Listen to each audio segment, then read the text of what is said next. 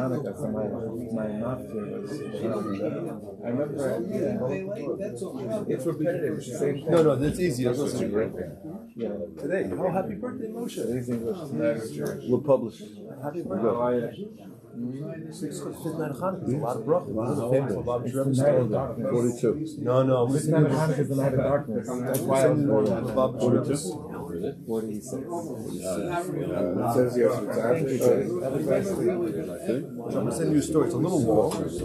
I read it. It's a darkness. The It's a crazy story. There's the Baal Tanya, then there's the Mittel Rebbe, and then the Yosef HaTzadik. Who's Maharash?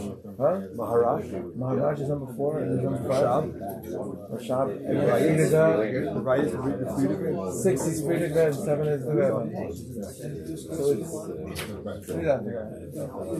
He's pretending he's learning. Listening to us. So what's it? It's the Rebbe Rashab is the 5th. Right? And who's the father of Rashab? Maharash.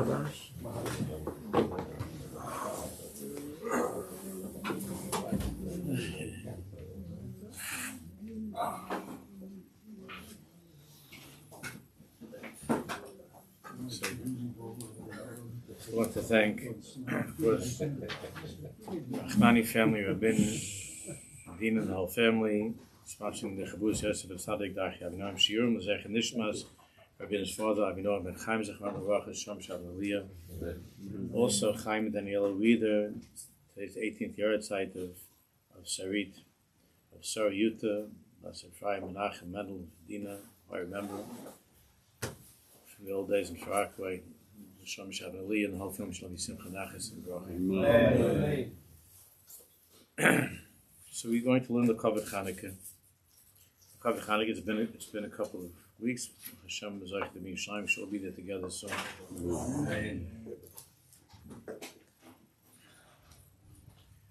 Moshe David sent out the photostat from the Sefer that I mentioned yesterday. I mentioned Brother Josh yesterday. The Darchei Noam from the President Shalom Rebbe, and I wanted to learn with you the Kavod Chanukah and the Kavod Our Chabur Yosef HaTzadik. The Inyan that I mentioned by Shal Shudas also yesterday. I mentioned how the Shishay Sidra Mishnah, that all of Torah corresponds to the days of the week. It's brought down in this form. So, as I mentioned last night, that Sunday, every Sunday is Royim, and Monday is Moed, and so we go through the week until we get to Erev Shabbos. Erev Shabbos is Seder Taharos, and Seder Taharos, of course, corresponds to Yosef HaTzadik. Yosef HaTzadik is the avoda of Tahara, of Ufinu Hashech Halacha, V'tiharuas Mikdashecha, V'hidliku Neres B'chatzves Kodshecha. V'tiharuas Mikdashecha. The avoda of Yosef HaTzadik is V'tiharuas Mikdashecha. To be metaher the Mikdash, to be metaher ourselves in this avoda of Kedushas Habris, Shmir Shabbos that we've been talking about and learning about for already quite a few years. And I wanted to put all of it into the context of Chanukah. And to be, I don't know if we'll finish this piece today. It's okay to finish 2 or 3 days after Chanukah next week, but let's at least begin. So if you're able to look inside, there's some familiar Mamari Chazal.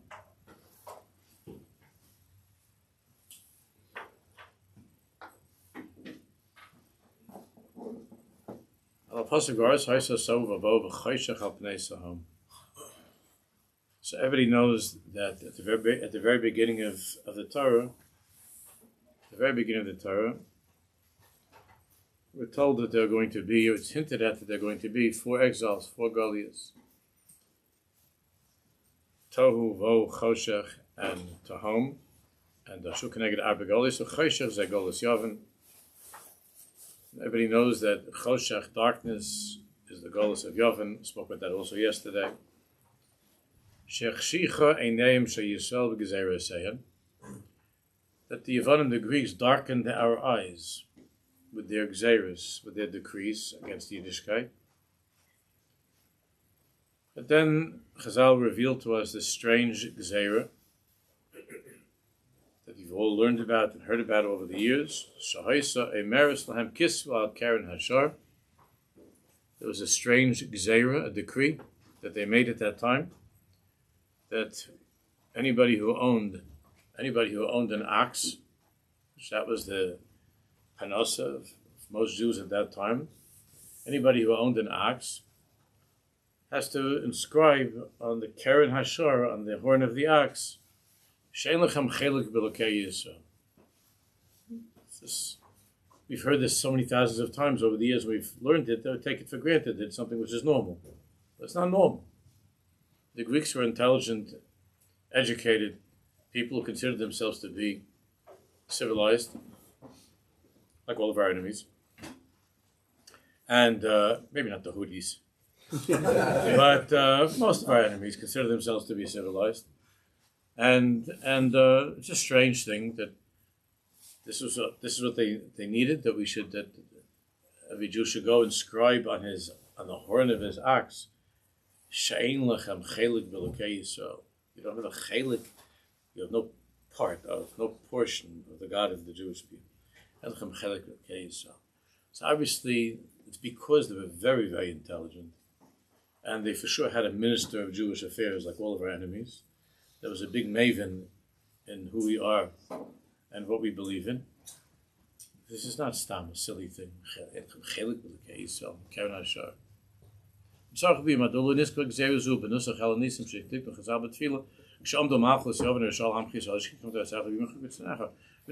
don't find this gzeira of keren hashar. We don't find the gzeira mentioned in davening.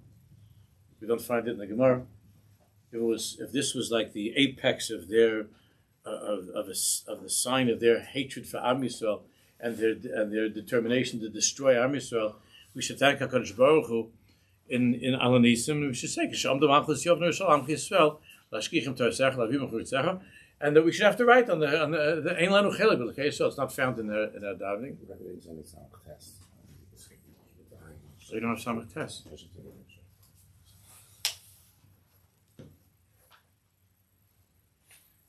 Sorry.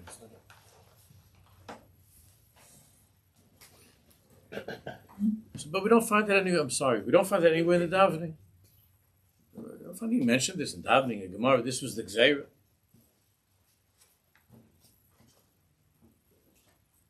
V'chein HaRambam, and also when you look in the Rambam at the beginning of Hilchos Chanukah is Mefarid as gzeiras Hayvan. The Rambam enumerates, tells us what were the gzeiras, what were their decrees.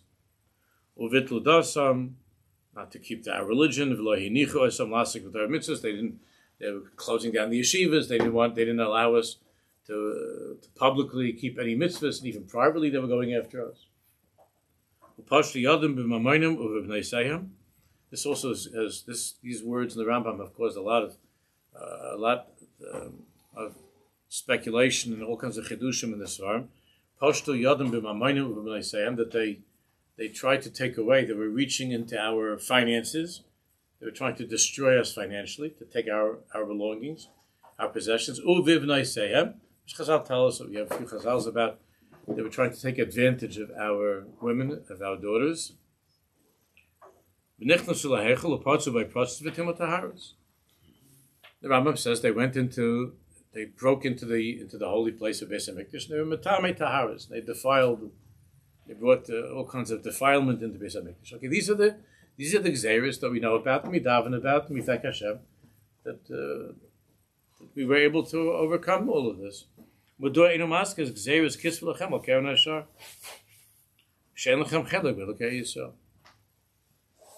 don't find any mention of this gzeira of riding on the horn of the ox. Okay,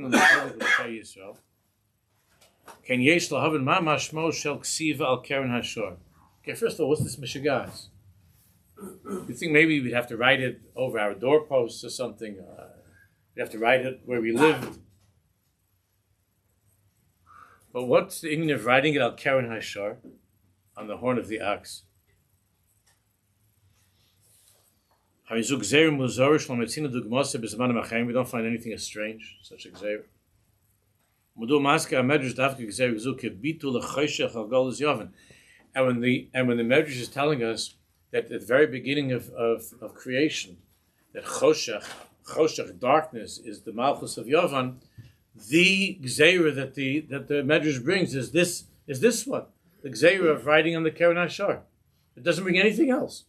So it must mean that this is the pnimius of the whole Yontiv of Chanukah. And this is the pnimius of the whole choshech, the darkness and the evil of Yavan, which exists to this day. When it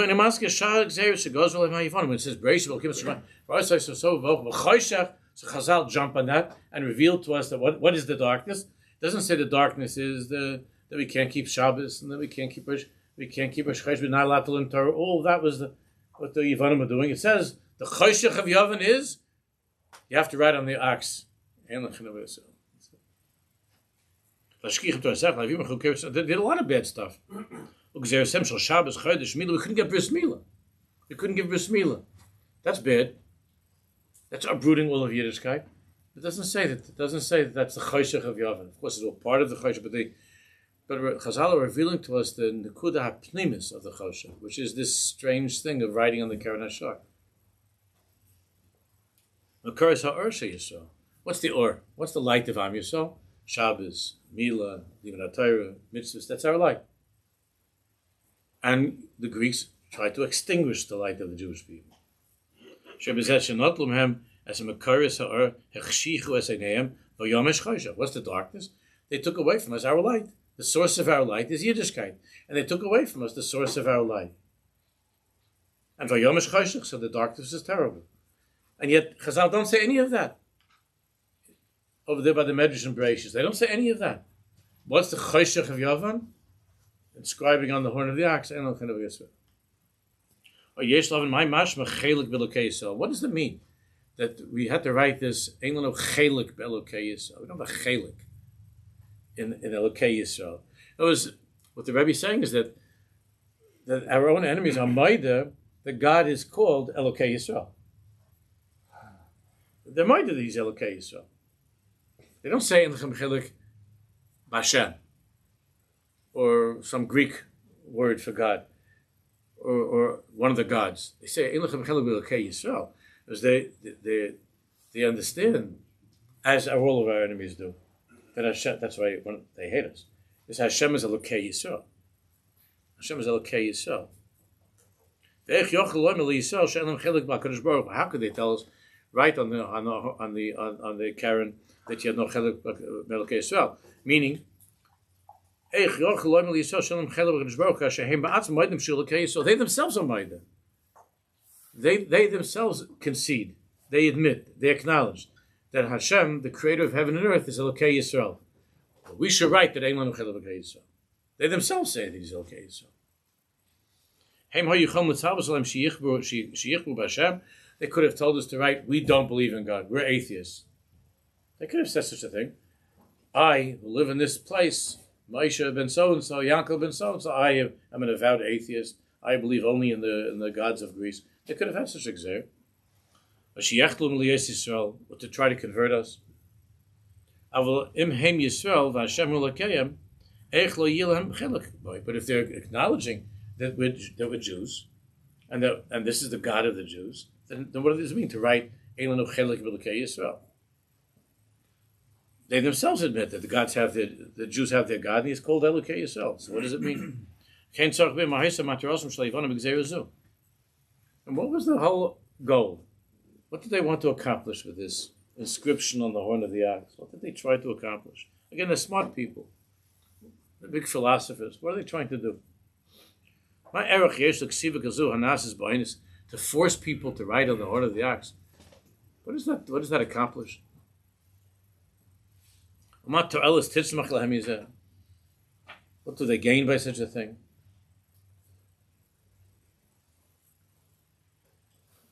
Now, of course, the Pesach to all of this is that there is a tzaddik in Torah, or more than any other person, is symbolized by the horn of the ox. Who's that? It's Yosef HaTzadik. Why isn't there Kiris Yitzchak? It wasn't an ox. Oh, Karen Hashor is Yosef HaTzadik. Kanei Re'em Karnav. Kanei Re'em Karnav. V'yesh l'farish ha'medrash bo levoyer ketzad hitzlicho yevonim le'hishtalit al Yisrael. So listen what he says. The Rebbe says a very, very beautiful and deep thing. The Medrash in Bereshis, Choshech is Yavon, because of this Xera, the Medrash is coming to tell us, Ketzad hitzlicho yevonim le'hishtalit al Yisrael. Now, the Yevonim were very good at what they did. They were very successful. They were very, very successful.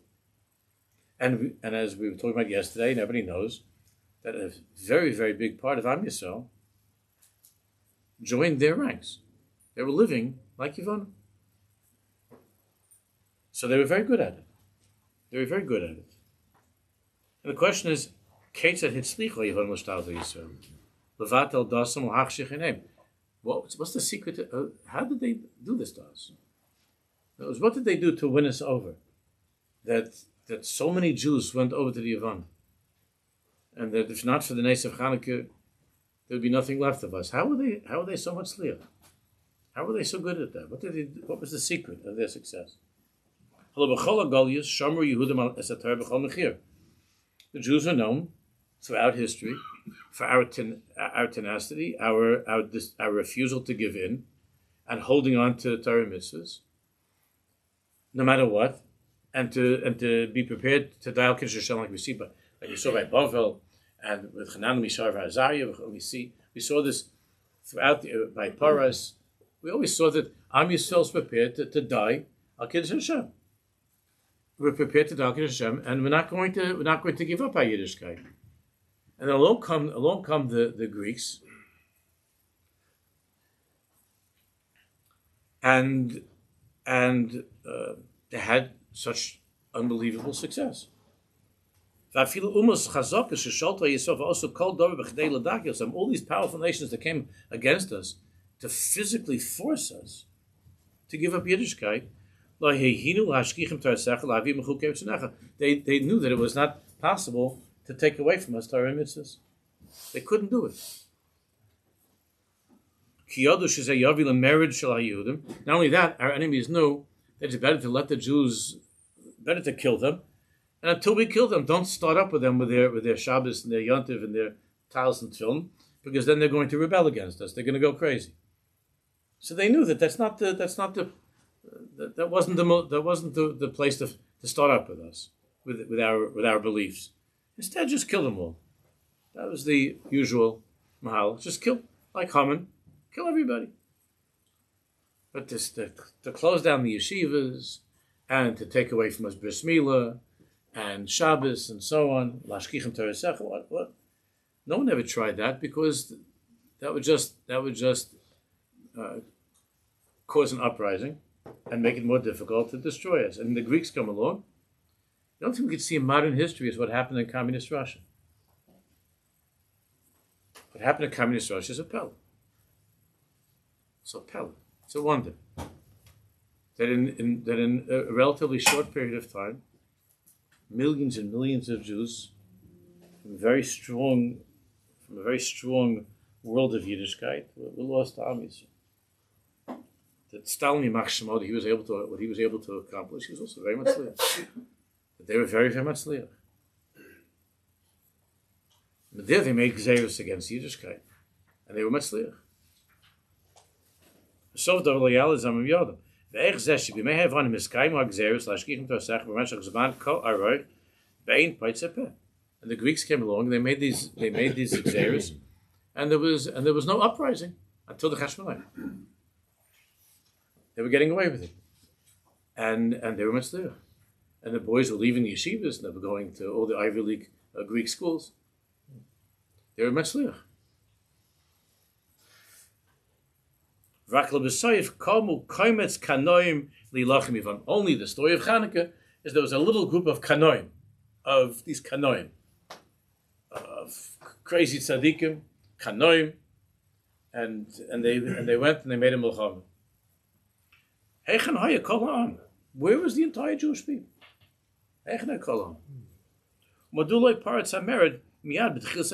How come there wasn't an uprising or rebellion when they started to close down the yeshivas and they started with these xeris against bris milah? What happened? Where were we? Boys couldn't get a bris milah, and there was no merit, there was no fight, there was no war. So the Rebbe explains is that the Medrash is telling us the secret of their success, which is to write al kavan hashor ein lechem kol Yisrael. Al kach omer Medrash ki omnam hayavanim legozu miyad b'tchilas shiltanim al Torah mitzvos. Now the Greeks are very smart. They didn't start right away closing down the yeshivas. They didn't start right away answering bris milah and Shabbos and so on. That's not how they began. That's not the way to get to us. Adarabah. That'll only rile us up. So that's not what they did. Just like the Egyptians, but perach. They knew that this was the mahalach from Paro, and avodas perach means perach. You don't begin right away to clap them over the head. You work. You try slowly, gradually, but perach. K'may b'Mitzrayim.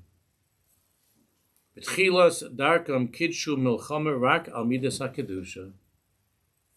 how did they begin their milchama? They didn't begin the milchama. The Greeks did not begin the final solution. Their attempt at the final solution, they did not begin with the Xeris against Shabbos and Bris Milah, and they certainly didn't begin by killing us, by physically attacking us. They didn't begin that way. So how did they begin? They began with the world of Kedusha. The Perach was entering or infiltrating into the world of Yosef HaTzadik. Yivanim nikbutzu alai azai b'mechashmanim ufartzu chaymais migdalai v'timu kol hashmanim. The Milchama of Yavin was a Milchama of Tumah versus Tahara. The Timu Kol Hashmanim. That's why the Yeshua Chanukah is a Finus Hechalacha Tiharuas Mikdashav. And that's why, as I mentioned by Shalshu, that's why the Kepeda was that even though Al Pi Halacha Tumah is Hutra B'Tzibun, we were allowed to light Shemen that was Tameh. We could have lit the menorah right away with Shemen Tameh, but we didn't, because the whole Milchama of Chanukah was a Milchama of Tahara versus Tumah. So to begin lighting the menorah with Shemen Tameh, even though technically it was permitted, but we couldn't do such a thing. We had to wait until there was time to make Shemen Tahar, a new batch of Shemen Tahar. In the meantime, Hashem made a miracle for us. But we had to have Shemen Tahar, because the whole Nitzachon of Chanukah was Tiharuas Mikdashach, was Shemen, Pach Shemen Tahar, Munach B'chais Mashakayin God. Because the way that the Greeks sought to destroy us was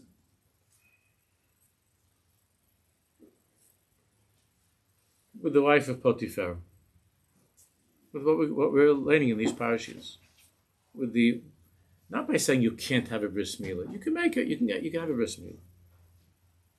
That wasn't the beginning. You could still have a moil come, and the moil will come to shul. I'm going to say something very radical now, so put on your seatbelts. The moil can come to shul. They didn't say in the beginning you can't have a bris. All the caterers were open, and the moilim had their little black bags, and everything was going on like regular. But the only thing they wanted is that the women should come out from behind the mechitza to be there by the bris. That sounds crazy, yeah? That sounds harmless. Anybody that's ever been here by a bris, and sometimes the women try to get out, I always ask them, please, I don't want to do it myself, I don't want to get in trouble. If I ask someone else, please make sure that the women are behind the mechitza. Or that by the party, after the child is brought into the kedusha of Yosef HaTzadik, that the party should be men and women sitting together. That's how the Yavanim began, with Yosef HaTzadik, by breaking down barriers, of Kedusha that Am Yisrael kept for thousands of years. But that was earlier but still thousands of years. Kedushas Yisrael. That's what it means. Upartzu Chaimais Migdalai.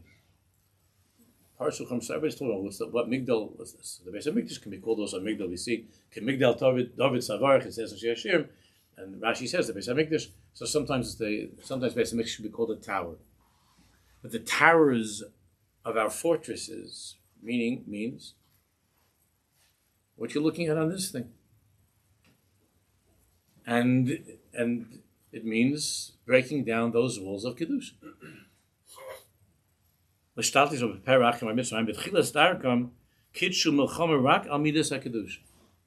beginning of the Milchama was only an attack against Kedushas Yisrael.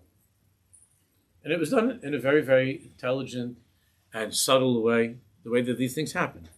It's very, very subtle. Very subtle. But the barriers, the mechitzas, begin to come down. They begin to get lower, and then the mechitzas disappear. And I'm only using the word mechitza in the shul in a figurative way, obviously. It means the mechitzas of Kedusha. The barriers that kept Kedushas Yisrael. The Germans, Yimach Shemam, when they came to make ghettos, they put Jews in ghettos, the first thing they used to do was to close down the mikvahs. They made sure that the Jews in the ghetto weren't able to go to the mikvah. Not men, not women, wouldn't be able to go to the mikvah. What do they? It bothers them that Jews should go dipping a little bit. This was what they had. It's the same thing.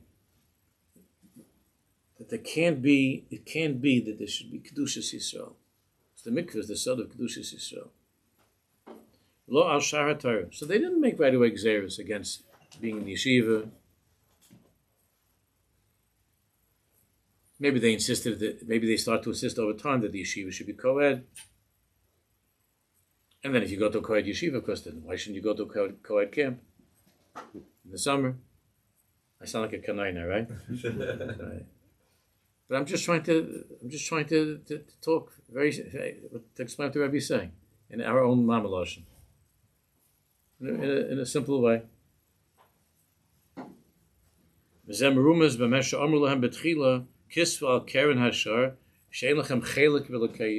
now we understand Karen Hashar. Karen Hashar, Remez the Midas Yosef HaTzadik. That's a remez to the Midah of Yosef HaTzadik. Midas HaKedusha, K'meshnever b'Yosef, it says in Pasuk, B'chor Shoyrei Hadar Lo, B'karnei Re'im Karnav, B'hem Amim Yinagach. You can read my handwriting, I wrote on the bottom in the English.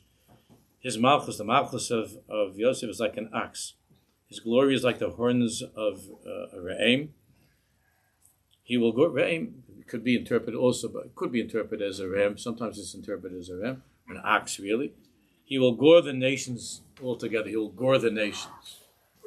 Yosef HaTzadik, like we spoke about yesterday, is Sitna Shel Esav, and Yosef HaTzadik is called the horn of the ox. And with Yosef HaTzadik, the nations, our enemies, he will gore our enemies. He will destroy our enemies. The Kedusha of Yosef HaTzadik, right? Base Yaakov Eish, base Yosef Lahava, or base Esav Lakash. That the koach of Yosef HaTzadik, the koach of Kedusha Sabris, of Kedushas Yisrael, is our secret weapon to destroy our enemies, and that Yosef HaTzadik is called Karen Hashar. B'chor Sharo Hadarlo, it's in the bracha, in Zoysa bracha, V'karnei Re'im Karnav Behem Amyim Yinagach. Shor Misamel Koach V'otzma. Now, the ox is a symbol, historically the ox is a symbol of power, of strength. That's the ox. Strong as an ox. It's the strength of an ox. Koach V'otzma. K'mayim HaKosov, it says in the Mishlei, V'rav Tivuois B'koach Shor. If a farmer is able to produce a lot, he's able to get a lot from the crops, it's because he has koach shor. He has a strong ox. Rav Tuas b'koach shor. Kol yivul hatvua toli b'koach shor. Hachoresh is hadama. The farmer's hatzlacha depends on how strong his ox is to plow. U'misayil kol avodas hasada, all the farming. U'midas hakedusha neisenes b'yehudi koach shor. The koach, Yosef HaTzadik is called the koach of the shor. The Karen Hashar because Yosef HaTzadik is the strongest weapon that the Jewish people have. The koach hashar, to be able to overcome the darkness of this world, is the koach of kedushas Yosef HaTzadik, kedushas abris. Umidas hakedusha and the senes biyehudi koach shor. When you see a Jew, especially if it's a male version of a Jew, who does not have the koach to get up to daven, doesn't have the koach to learn, not because of intellectual things, doesn't have the koach, doesn't have the will, the desire, davening, mitzvahs, and so on, very, very, very often it can be traced back to a feeling of weakness, davka in this area of koach hashar, of Yosef HaTzadik. Because midas hakdusha nesenes biyehudi koach hashar. When a Jew lives in this way of Yosef HaTzadik, nesenes biyehudi koach hashar. It's hard to understand, even in the Nusach of Alanisim, with Tmeim Biyad Taharim. Since when does Tahara give you an advantage when it comes to fighting a war? Tmeim Biyad Taharim. Like I mentioned the other day, just the opposite. You would say that Yeshiva Bacher, he's a Tahar. Let's say you get some very, very pure Yeshiva Bacher. So that's the guy you want to send out. You know, everybody's screaming about the whole business in HSL, getting the guys to go fight. You know. If you had a choice who you would want to defend your family, a couple of the guys from the Bismedrash, or the guys that have been working out for the last 20 years, with weights, most likely you wouldn't want the guy from Yeshiva who hasn't been working out, and yet the whole Nitzachon is Tmeim Biyad Taharim.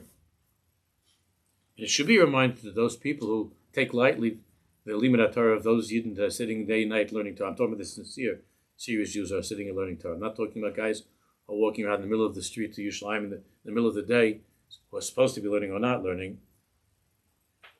That's in my opinion, a terrible avla. And I don't know how they can look at the parents of those kids in the face. But I'm talking about the people who are seriously learning. Our army of B'nai Torah that are learning Torah, there's no question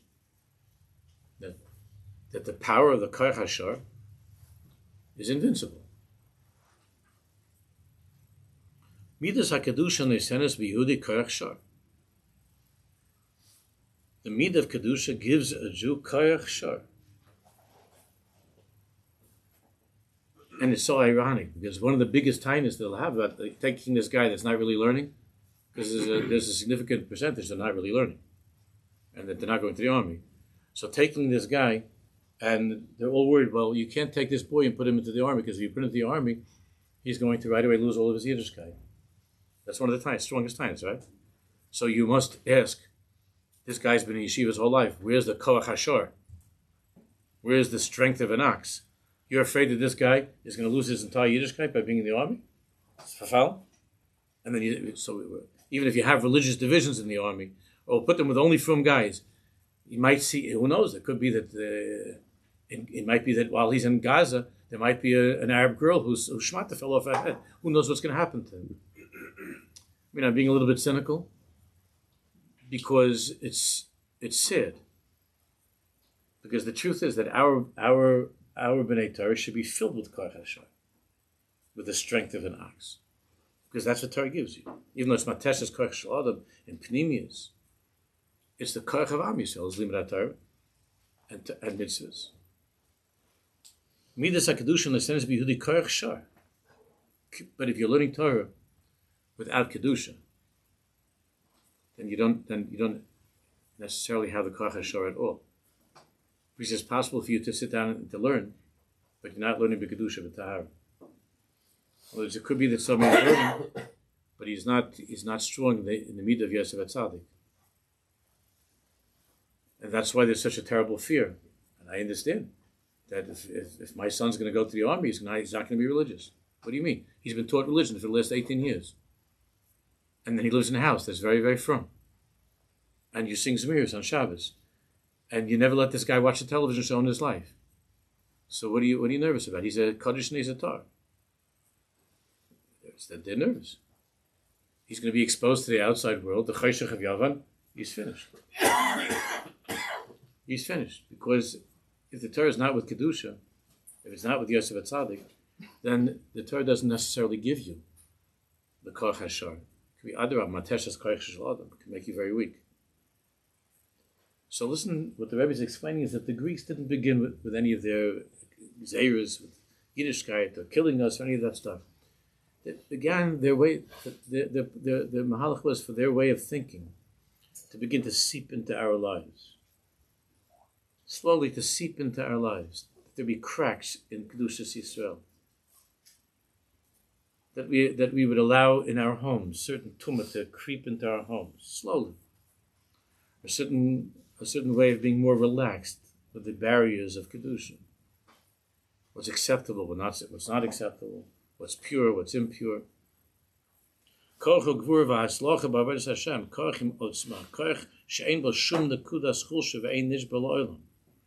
midah of Kedusha gives a person strength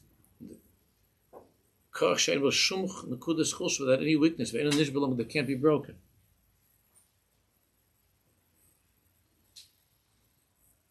The Karen Moira al Yisraemus. The word Karen Hashar.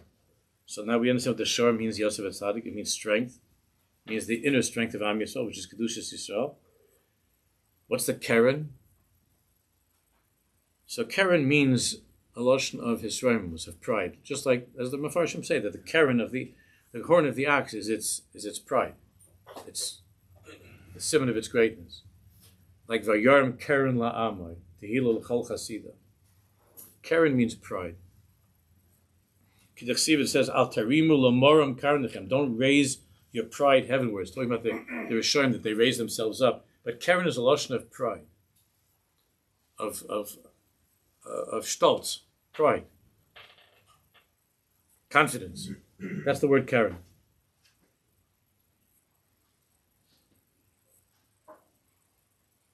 Kasha Yehudi Shomer b'midas hakdusha, when a Jew lives in this midah of Yosef HaTzadik, Shoyer olav hashra elokis shel or, there's a light of elokus that descends upon him, that surrounds him. V'ner Hashem nishmas adam meyubo ba'or yikarus, and the light of the neshama, which is the light of Hashem, shines powerfully within this Jew. V'zeh mevi b'yirom musanefesh, and this person, this Jew of Shmiras HaBris, is somebody that's filled with pride and confidence and strength and simchas achayim.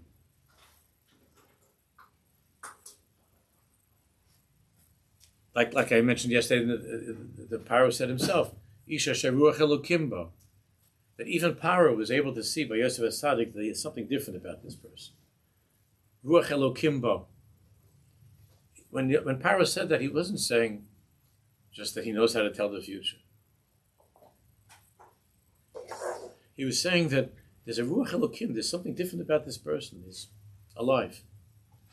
There's a Ruach Elokim. And that's why only when Yaakov heard that Yosef is still alive, then Vatchi Ruach Yaakov. Then the Ruach of Yaakov came back to life. And if Yosef HaTzadik was, God forbid, was gone, then Vayimar Lisnachim. Because that was Yosef HaTzadik. That's why every single pasuk is Oid Yosef b'ni Chai, Oid Yosef Chai, Chai, Chai, Chai. And you know that Chai is one of the code words for Kedushas HaBris. Ben Ish Chai. Chai means alive. Alive is a part of the body that's called, when Kedusha is the Ever Chai. It's a part of the Kedushas HaBris is to be alive. And the Shari Aris says that Chai, the word Chai, life, and Chai is a code word for Kedushas HaBris. And therefore, only by Yosef HaTzadik we see such a thing. It doesn't say in the pasuk. But Yosef HaTzadik it says, Oid Yosef b'ni Chai. Because Yosef is Kedushas HaBris, is Yesod. And the midah of Kedusha is what gives a person chiyus, to be alive. And therefore even Paro saw such a thing. That Ruach Elokim bo, it's a Ruach Elokim.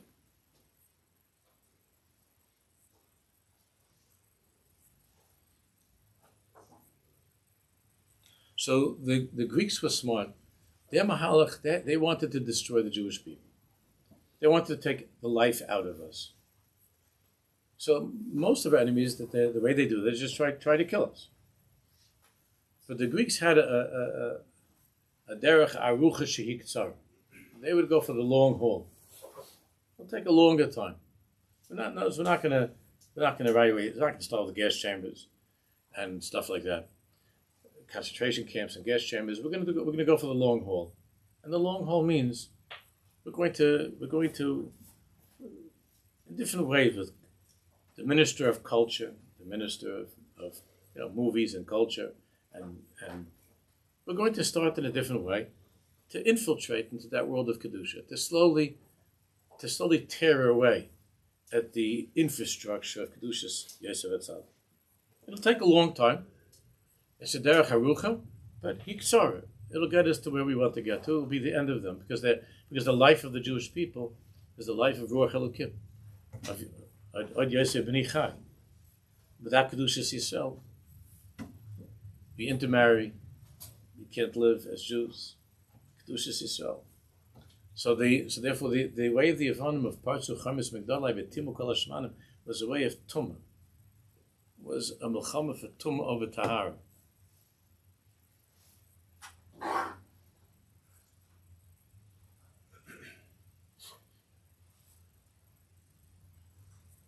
Shnei HaKoyches Elu Shel Midas HaKedusha V'Keren HaShor Karen HaReimim Koyach Shor Heim HaKoyches Achi Mavtichim B'Ma'avak Im Hara. In order to overcome evil, or in order to overcome Ra, we can't do that without Koyach HaShor. We can't do that without Kedushas Yisrael. Asher Behem Amim Yinagach Yachtav Av Se'aretz. Mikoyach Midas HaKedusha Zoich Yehud L'Tamru Uki Toiv Hashem. Because when a person connects himself to this midah of Kedusha, then he's going to that place that's called Tamru Uki Toiv Hashem. He becomes alive. He's able to taste the simcha of what it means to be a Jew. Tamru Uki Toiv Hashem. And to taste Ki Toiv Hashem. Tamu as Hamasiku Sheyesh B'Avodas Hashem. To be able to taste the sweetness in the Avodas Hashem. It's only when you're working on the midah of Kedusha. Otherwise, davening is a big pain in the neck. Learning might be interesting, so that might be easier for you. But mitzvahs, without chiyas. Without chiyas, because chiyas comes from Kedusha. Chiyas comes from Kedusha. So when does a Jew begin to taste the mesikus of his Yiddishkeit, the sweetness of the chiyas of a mitzvah, the chiyas of davening? It comes with mikvahs that are opened. It comes with Kedushas Yisrael. It comes with shmiras Einayim, shmiras hamachshavas. It comes with Kedusha. Hamasika shvani kirves elokim li toiv. Because then a person begins to feel kirves elokim. Kirves elokim means mahu tahar, af ata tahar. It means tahara. The Baruch Shalom's Metzias is a Metzias of tahara. And therefore it's always v'chedva b'mkayma. The Kodesh Kadoshim is the holiest place in the world. It's that place where a person can be closest to HaKadosh Baruch Hu, because it's a place without any shemetz, any chatzi zayis of tumah. The Kodesh Kadoshim. Dvir Kodsha Heviani. It's a strange thing. Dvir Kodsha Heviani. Dvir Kodsha. Dvir. The Mefarshim say that the word Dvir, which is it's an interesting word. We find it in the context of Chanukah. Also, Finus in the Halanism, what do we say also? What does it say there? Huh? That's in the Maus Surah, Dvir Kodsha, and in the Halanism, no? Also in the Halanism, you say the Lashon. What do you say? No? What does it say? Halanism. It's a pasuk they made into a song. A song they made into a pasuk. Right.